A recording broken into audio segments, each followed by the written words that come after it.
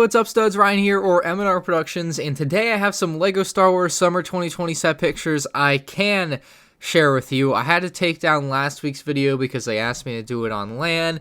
This week, the pictures come from a LEGO catalog that is being given out in German LEGO stores, I believe, so we don't have to worry about any problems with that. That being said, now that they're just giving out catalogs with pictures of these, why can't LEGO send out an official press release or put out official images of all the sets? Like, it just doesn't make sense to me. It's a mess, okay? We're going to take a second look at some of these things here. We've seen the AT-AT, we've seen the File First Battle Pack, we've got all good pictures of that, that's fine and dandy.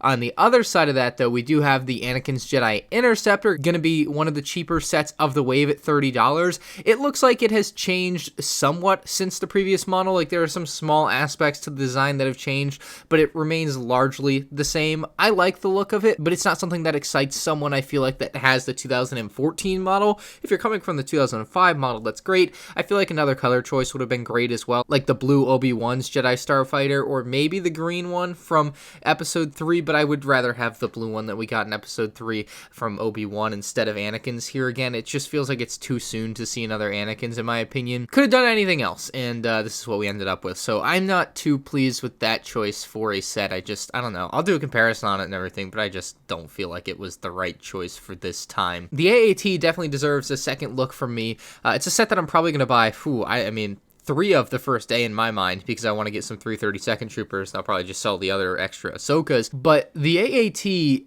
has quite a look. It is wider than the model that we got in 2015, but I think where this one, in my eyes at least, looks a little bit awkward is that with the front end of the ship, like usually there's like a blue stripe and everything kind of running up it, because they kind of use curved bricks on the front, they didn't end up putting a sticker over it and everything, and in this case a sticker would have really helped the design of this come together, in my opinion, because otherwise there's just too much gray in that midsection where there would otherwise be quite a bit of blue kind of mixed in there with like a stripe running up the center. So I don't know, that missing to me kind of hurts. The proportions on this in general are kind of weird. It should also kind of have an extra bit of blue in the back behind the Separatist logo, and that's just not there. So there's some odd aspects to this design. When I get it in hand, I'm definitely going to be looking at a little bit harshly, but the Ahsoka minifigure and the 332nd Trooper are definitely going to be the draw for a lot of people in this set, and I think they make it worth it more or less. I'm still pleasantly surprised with the Knights of Ren Transport ship, the Night Buzzard here. I think that for $70, it looks like it's actually an adequate size, and you get the final 2 Knights of Ren along with a Rey. Who cares about Rey in this case? You just want the Knights of Ren. Almost surprised with how good this set looks and how big it looks. It looks like it's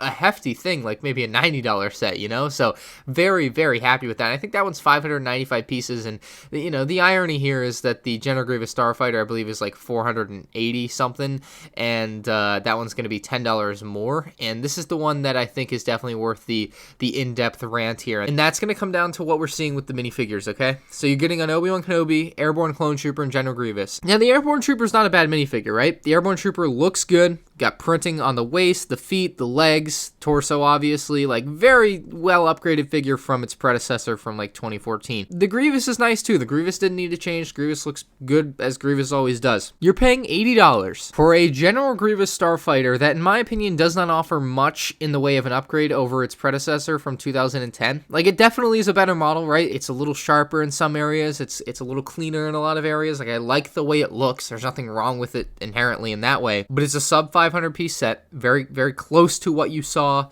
10 years ago. The inflation on that would only bring it to about 60. And you're telling me that LEGO is reusing the Obi-Wan Kennobi minifigure from the Duel-On Mustafar set we saw earlier in 2020. That is just downright unacceptable. Obi-Wan, in the scene when he fights Grievous and then flies off in Grievous' Starfighter, has no markings on his torso at all that even closely resemble what you see as the figure that we're getting in this set.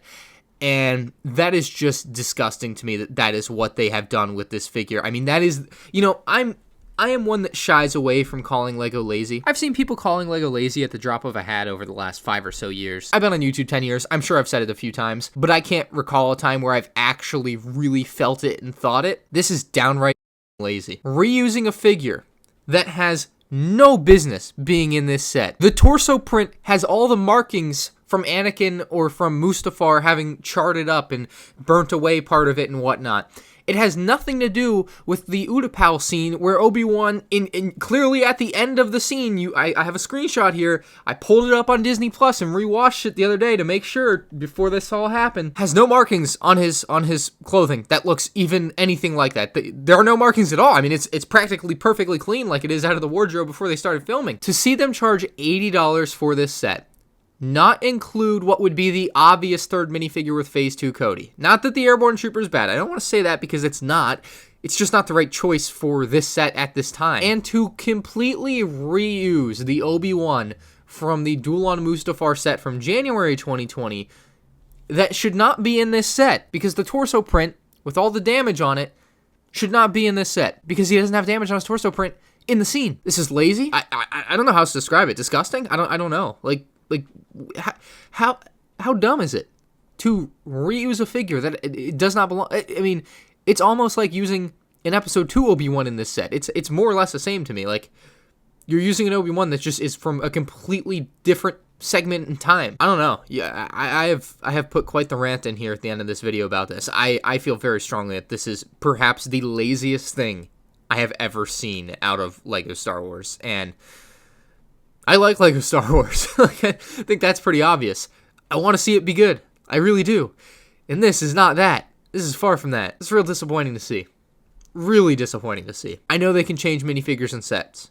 They've done it before. With the Resistance Bomber in 2018, I believe, they took one of the figures in the set and they changed it over to Finch Dallo. Completely different figure. Completely different figure. They need to do that here. Phase 2 Cody's not coming in this set. That's done. It's okay. But the audacity to reuse a figure that has no business being in the set with the late Episode 3 Obi-Wan Kenobi disgusts me to no end here. Change the figure. I'm sure there'll be a run of sets where you have the figure with his battered up clothing. Change the figure. You've done it before. Do it now. Now is the time to do it. It's time to make things right. I think with the Finch Dallo thing, I can't say a direct quote because I don't remember. I'll have to look it up and find it out because when I get this set, I'm going to make this video demanding they change this figure because this is ridiculous. I guess the quote from the Finch Dallo kind of saga is pointless because LEGO's brand slogan is only the best is good enough. Is that only the best? Is that Obi-Wan the best you can do? Something that does not belong in this set? Something you're just reusing from another set? I should have had my face cam on for this rant. I didn't know I was going to do this. I would just say it's the laziest thing I've ever seen. Just by a mile. I mean, in high school, you see me do my homework. I mean, that was lazy stuff. But I mean, these people are getting paid to do this, and that's what we end up with. So that's my thoughts on that. Let me know what you think, because I think it's terrible. Only the best is good enough. Only the best. Picking up my phone, leave a message at the tone. Cause today I swear I'm not doing anything. I'm gonna kick my feet up and stare at the fan. Turn the TV on, throw my hand in my pants. Nobody's gonna tell me I can't. No, I'll be lounging on the couch, just chilling in my Snuggie.